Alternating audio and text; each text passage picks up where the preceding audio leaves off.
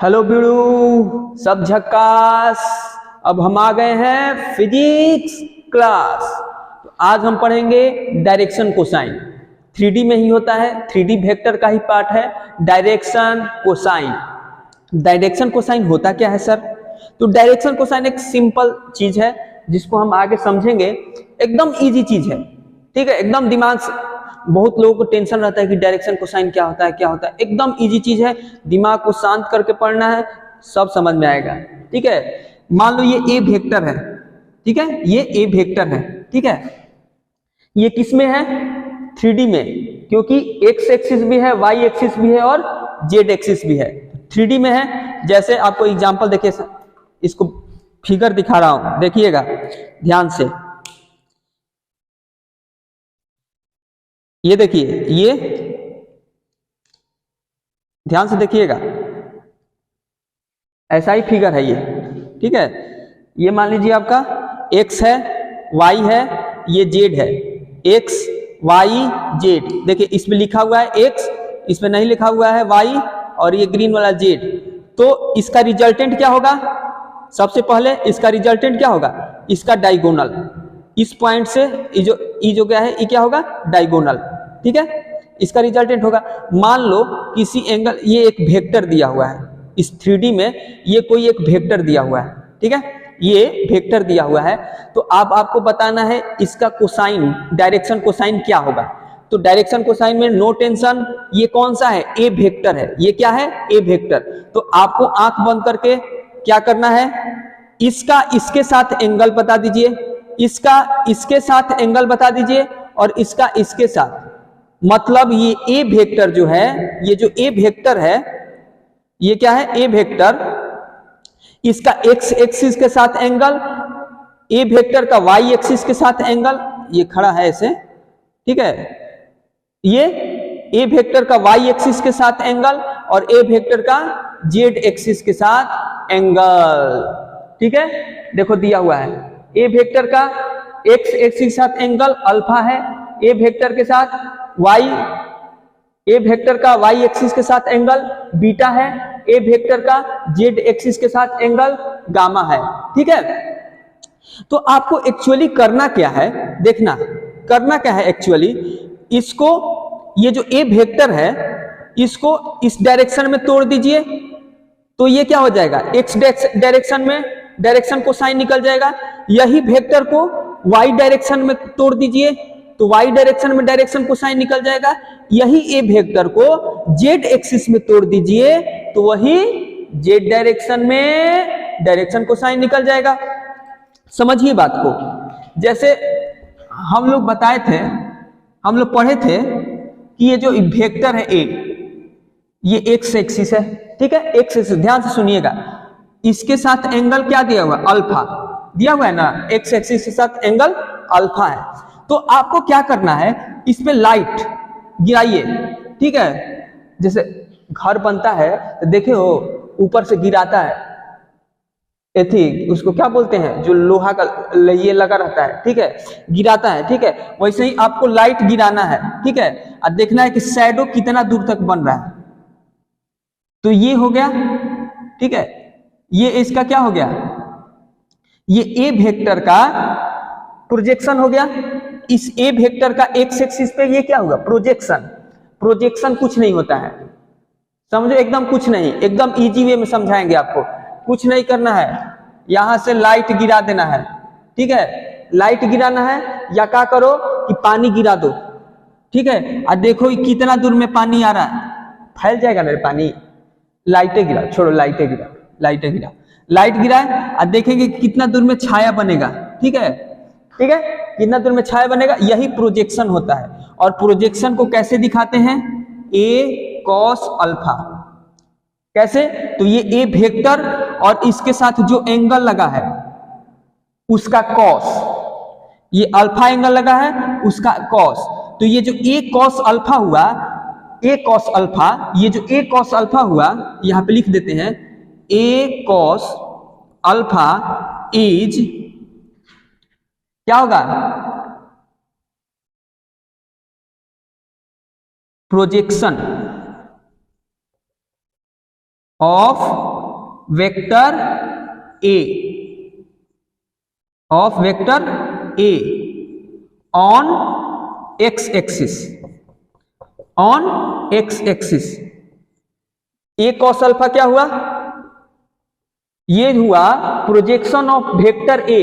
इस वेक्टर का प्रोजेक्शन किस पे? एक्स एक्सिस पे। मतलब इस वेक्टर को एक्स एक्सिस पे गिराओगे, ए वेक्टर को एक्स एक्सिस पे ढकेल दोगे तो वो कितना लेंथ कवर करेगा, समझ रहे हो? ए वेक्टर पे गिराओगे तो ये एक्स एक्सिस पे कितना लेंथ कवर करेगा? तो ए कॉस अल्फा, ठीक है। तो ए कॉस अल्फा, उसी तरह ए वेक्टर को तुमको किस पे गिराना है? वाई एक्सिस पे। उसी तरह ए वेक्टर को किस पे गिराना है? जेड एक्सिस पे। तो कितना लेंथ कवर करेगा? एंगल आपको पता है, एंगल आपको पता है कि ये क्या है सबका, ए के साथ जेड एक्सिस का, ए के साथ वाई एक्सिस का, ए के साथ एक्स एक्सिस का एंगल पता है। अब क्या करना है? ए एक्सिस को, सॉरी, ए वेक्टर को सारे एक्सिस पे पटक देना है। ए वेक्टर को सारे एक्सिस पे पटक देना है और उसका लेंथ बता देना है। तो पटकने से लेंथ तो पता नहीं चलेगा, हम समझाने के लिए आपको बता रहे हैं। लेंथ निकालने के लिए हम लोग क्या करते थे? वो वेक्टर और उसके बीच में जो एंगल बन रहा है उसका कॉस, वो वेक्टर और जिस एक्सिस के साथ आप जिस एक्सिस पे पटकना चाहते हैं उस एक्सिस के साथ कितना एंगल बन रहा है। जैसे ये जो ए वेक्टर को एक्स एक्सिस पे पटकना चाहते हैं, ये ए वेक्टर को एक्स एक्सिस पे पटकना चाहते हैं, तो ये ए वेक्टर है उसके साथ एक्स एक्सिस के साथ कितना एंगल बना रहा है? तो अल्फा बना रहा है ना। तो अल्फा क्या करना है कि ए इंटू कॉस अल्फा, जिस पे पटक रहे हो उसके बीच में एंगल देख लो।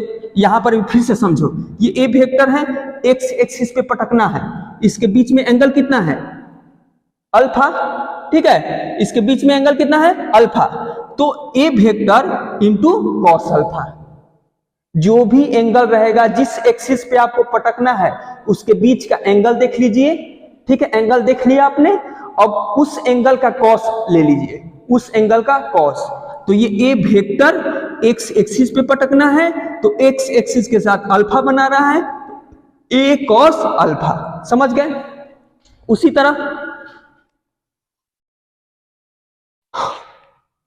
देखिए, तो अब ये क्या होगा? ए एक्स, ए वेक्टर का एक्स एक्सिस पे, एक्स एक्सिस के मतलब पर प्रोजेक्शन क्या होगा? ए कॉस अल्फा। वाई एक्सिस के एक्रॉस क्या होगा? ए कॉस बीटा। और ए जेड एक्सिस के ए कॉस गामा, समझ रहे हैं? ए एक्स ए कॉस अल्फा, ए वाई ए कॉस बीटा, ए जेड क्या हो जाएगा? ए कॉस गामा। ए एक्स क्या है? ये ए एक्स ये बता रहा है कि जो वेक्टरवा ए है, वेक्टरवा ए, उसका एक्स एक्सिस पे प्रोजेक्शन कितना है? कुछ नहीं, ए एक्स ये बता रहा है, ए एक्स लेंथ बता रहा है। ए एक्स क्या बता रहा है? लेंथ किसका? ए वेक्टर का। किस पे? एक्स एक्सिस पे। ए वाई क्या बता रहा है? लेंथ किसका? ए वेक्टर का। किस एक्सिस पे? वाई एक्सिस पे, जब पटके उसको। तो ए जेड क्या बता रहा है? लेंथ किसका? ए वेक्टर का। किस एक्सिस पे? तो जेड एक्सिस पे। जब ए वेक्टर को जेड एक्सिस पे पटके तो उसका लेंथ कितना होगा? ए जेड बता रहा है।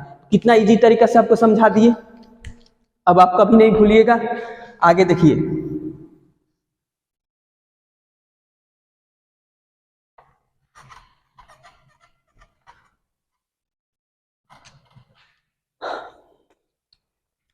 तो अब देखिए इसको, अब बताइए कॉस अल्फा बराबर क्या लिख सकते हैं? एक्स बटा ए। कॉस बीटा बराबर क्या लिख सकते हैं? ए वाई बटा ए। कॉस गामा बराबर क्या लिख सकते हैं? ए जेड बाई ए, लिख सकते हैं ना। अब इसी तरह अल्फा भी आप निकाल सकते हो, बीटा भी निकाल सकते हो, गामा भी। एक निकाल के मैं बता दे रहा हूं, कॉस इनवर्स ए एक्स बटा ए। पढ़े हो ना कि अल्फा निकालना है तो ये कॉस इधर जाएगा तो इनवर्स में आ जाएगा। उसी तरह बीटा निकालना है तो कॉस इधर आएगा तो इनवर्स में आ जाएगा। बीटा क्या हो जाएगा, कॉस इनवर्स ए वाई बटा ए। गामा क्या हो जाएगा, cos inverse A Z by A. ठीक है, अब देखो एक कोसाइन फार्मूला होता है। कोसाइन फार्मूला क्या कहता है कि ऑलवेज, कोसाइन फार्मूला ये बोलता है ऑलवेज ये जो तीनों है cos alpha, cos beta, cos gamma, इसका स्क्वायर का सम 1 होता है। Cos square alpha, cos square beta, cos square 1 होता है। याद रखिए क्या कहता है, क्या कहता है भैया, तो कहता है कि ये प्रूफ, ये ऑलवेज राइट है। डायरेक्शन कोसाइन में ये जो कॉस अल्फा है, कॉस बीटा है, कॉस गामा है, इसका स्क्वायर का सम 1 होता है। Cos square alpha, cos square beta, cos square gamma, तीनों को जोड़ दो तो उसका सम जो होगा 1 आएगा। यही तो कहता है क्या, डायरेक्शन कोसाइन। यही क्या कहता है, डायरेक्शन कोसाइन। अब एक चीज आप बताइए, इसको और आगे हम इसको प्रूफ करके भी दिखा सकते हैं। कैसे, इसको प्रूफ करके दिखाना है। इसको देखो, इसको मिटा रहे हैं। ये बताइए cos square alpha, cos alpha बराबर क्या है, एक्स बाई ए का होल स्क्वायर लिख सकते हैं, ए वाई बाई ए का होल स्क्वायर लिख सकते हैं, ए जेड बाई ए का होल स्क्वायर बराबर क्या होगा, 1 होगा। यही ना होगा। कॉस अल्फा बराबर क्या है, एक्स बाई ए, तो एक्स बाई ए का होल स्क्वायर। कॉस बीटा क्या है, ए वाई बाई ए, तो ए वाई बाई ए का होल स्क्वायर। कॉस गामा क्या है, ए जेड बाई ए, तो ए जेड बाई ए का स्क्वायर। और इन तीनों का सम 1 है तो इन तीनों का सम भी 1 होगा। क्या कोई दिक्कत नहीं? दिक्कत है तो बोलो जय सिया राम। ठीक है, अब देखिए इसको, मान ली इसको यदि मैंने प्रूफ कर दिया तो ये भी प्रूफ हो गया। यदि इसको सॉल्व करके 1 ला दिया मतलब ये भी क्या हो गया, सही हो गया, इसका भी वैल्यू आ गया। ठीक है, तो इसको मैं प्रूफ नहीं कर रहा हूं, प्रूफ इसको कर रहा हूं। ये प्रूफ हो जाएगा तो ये भी मतलब प्रूफ हो गया। ठीक है, देखिए कैसे, इसको क्या लिख सकते हैं, ए स्क्वायर ए वाई स्क्वायर ए स्क्वायर ए जेड स्क्वायर ए स्क्वायर। ठीक है, इसको प्रूफ करके 1 लाना है भैया, इसको प्रूफ करके 1 लाना है। समझे का? समझ गए तो देखिए इसको ऐसे लिख सकते हैं,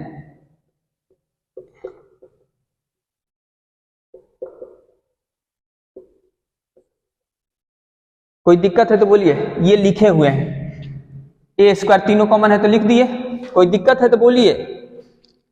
अब देखिए इसको मिटा रहे हैं ऊपर वाले को। अभी बताइए कि 3D वेक्टर में रिजल्टेंट क्या होता था सर, डायगोनल। 3D वेक्टर में रिजल्टेंट क्या होता था, डायगोनल। ओके, और डायगोनल का फॉर्मूला क्या होता है, बोलो बोलो। डायगोनल का, जैसे मान लो कि कोई ए वेक्टर है, ए एक्स आई ए वाई जे ए के सॉरी ए जेड के, तो इसका डायगोनल, इसका रिजल्टेंट निकालने के लिए, रिजल्टेंट मैग्नीट्यूड निकालने के लिए ए एक्स स्क्वायर ए वाई स्क्वायर ए जेड स्क्वायर, यही तो करते थे। समझे का? इसका जब मैग्नीट्यूड आप निकालिएगा, ये ए वेक्टर है, ए एक्स आई वेक्टर, ए वाई जे वेक्टर, ए जेड के वेक्टर, तो इसका यदि जब मैग्नीट्यूड आप निकालिएगा तो मैग्नीट्यूड निकालने के लिए क्या बताए थे कि जो वैल्यू दिया है उसका स्क्वायर का सम रूट ओवर कर दो। जो वैल्यू दिया है, ये वैल्यू ये वैल्यू ये वैल्यू, तीन को वैल्यू दिया है, आई जे के, आई जे के, तो तीनों का स्क्वायर का सम का रूट कर दो। ये तो हम 2-3 क्लास से बोलते आ रहे हैं, कर दो। कर दिए सर, कर दिया। तो ये देखो स्क्वायर कर दो इसको, ये क्या हो जाएगा ax square ay square az square, इसको स्क्वायर कर दिया। अब ये दोनों इक्वल हो गया, बोलो तो क्या इसके जगह पे ई लिख सकते हैं? तो हाँ सर एकदम लिख सकते हैं। तो ए स्क्वायर बटा ए स्क्वायर कट के 1 प्रूफ,